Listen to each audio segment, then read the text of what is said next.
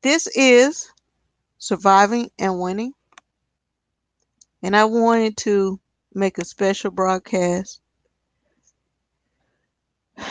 Um, I have some people that have undergone the same cancer and same treatment. I had like a really rare form of cancer, so some of my um, cancer family in this particular cancer, it comes back and it comes back aggressive. Um, and as I get closer and closer to my next scan. It resonates. So a special shout out to them. They may not even know I'm making a broadcast, but it hurts because some of them have had, you know, I welcomed them into the community, and there are people I've welcomed in who passed away after me. You know, I had it first and survived, and they had it, and it was so positive about their outcome. And I guess they're going off their physicians' positivity. Perhaps they're being trained to treat it a certain way because that gives a better outcome. And so they come on to social media. They come on so happy. Somebody will tell them that they're not detectable with NED, no evidence of disease. They get so hopeful that 1 year. They go through so much to get to their 1 year. Someone tells them after their 1 year they're okay. A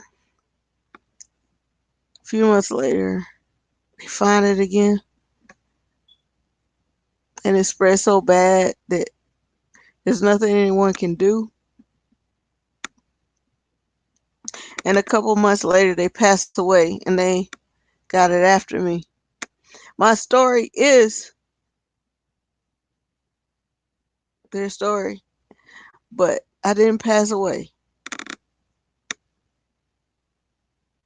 And it's so hard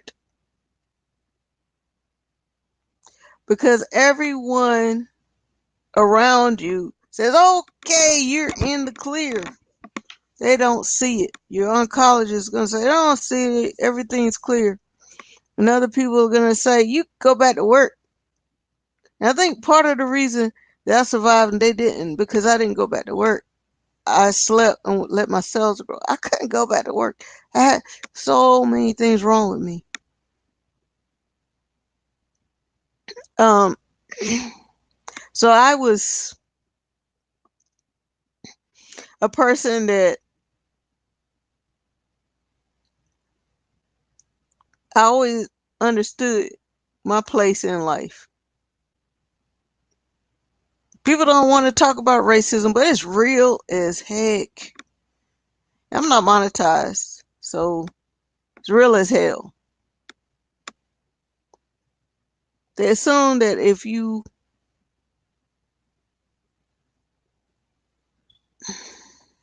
I don't know what they're assuming. I've never been um of a race granted any privileges, so I don't even know what those privileges are. But what I can say is that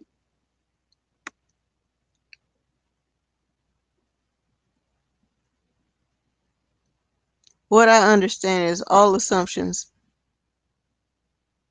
we should not make because most assumptions are sin. And those who study know what I'm saying. Most assumptions are sin because you really don't know. Don't assume that a person is able to work when they're not able to work. Don't assume their person is not sick because um they don't want to go to work. Don't assume that a person is not fighting because you see them laying down with their eyes closed. Well, a lot of times the reason that they're laying down and their eyes are closed is because they are fighting harder than you.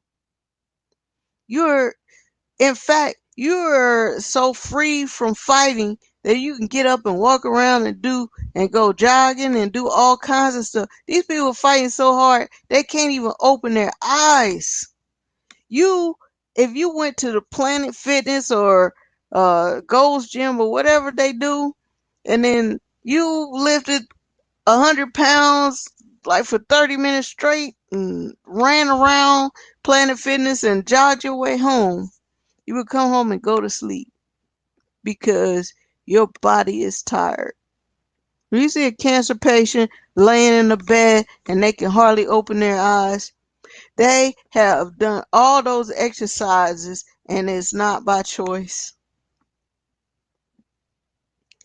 And the biggest thing is when they're doing all this, there's nobody who's making decisions for these cancer patients, even if they survive this.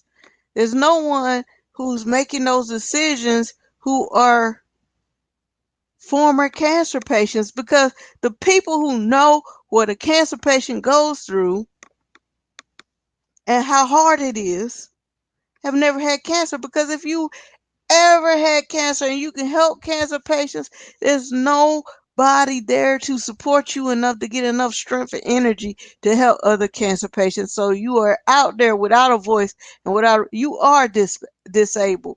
No matter what they tell you that you don't have a disability, you are, because most of the medicines that they give you are permanent, and the most of the treatments that they give you, that they have permanent side effects, the medicines, so that you don't die. And most of the treatments that they give you when when you're taking them have side effects.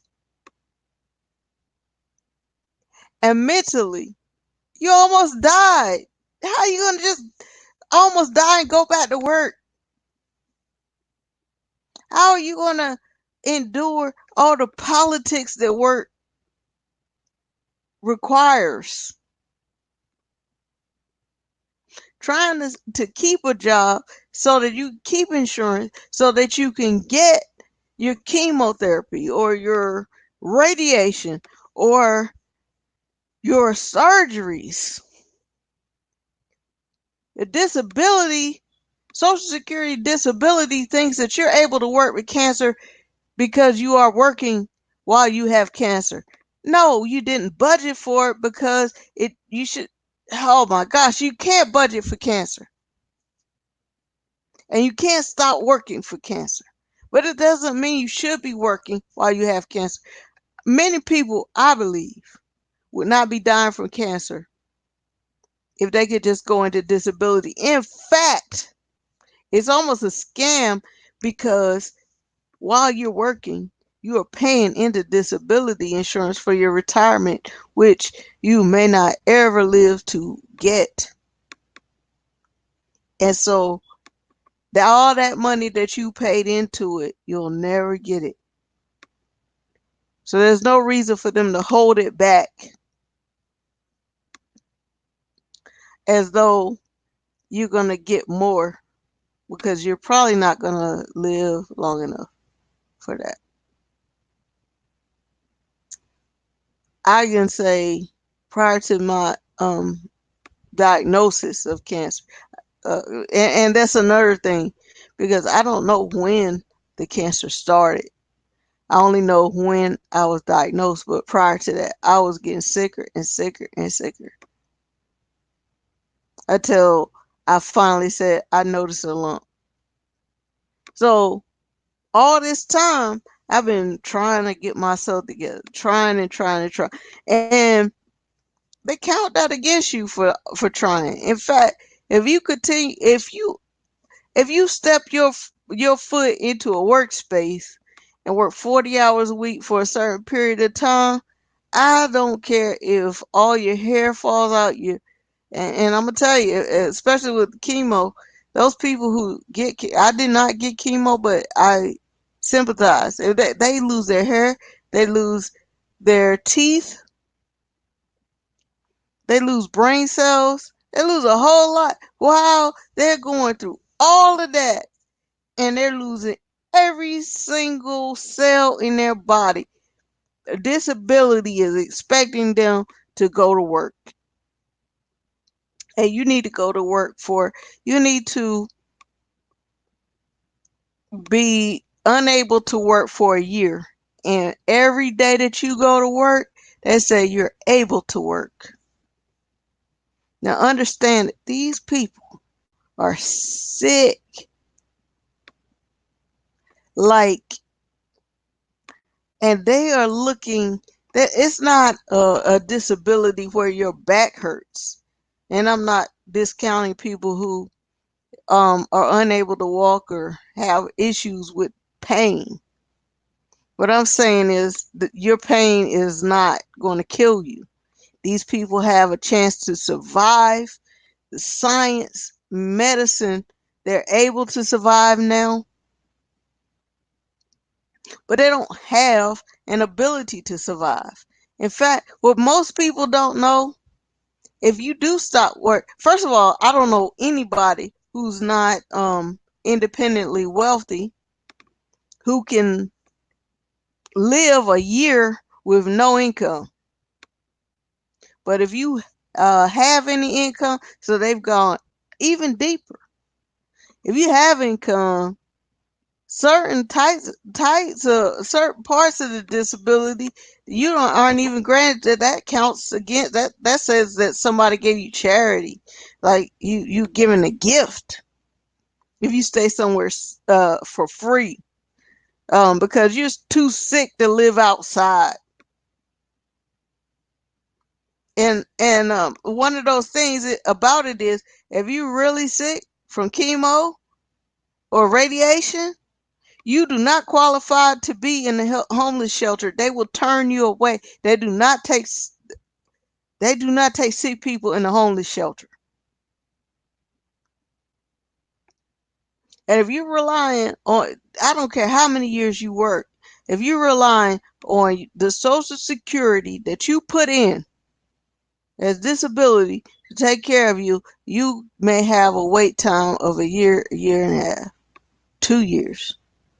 Now they do have a compassionate relief, but good luck with that, because they don't. When those funds get cut, and they've been cut, your ALJ, your administrative law judge, is going to want those funds to go to people that she wants it to go to, or he wants it to go to. And they also have to understand that this community is that if you don't have Medicaid, you have to be declared disabled, and that there's some stuff that goes with that. Um, if you don't have insurance, because when you lose your job and you can't keep up COBRA and you can't keep up your Medicaid or Medicare or whatever, you walk up and try to go get your chemo or get your radiation, and they're going to want a deposit that you don't have. I know for a fact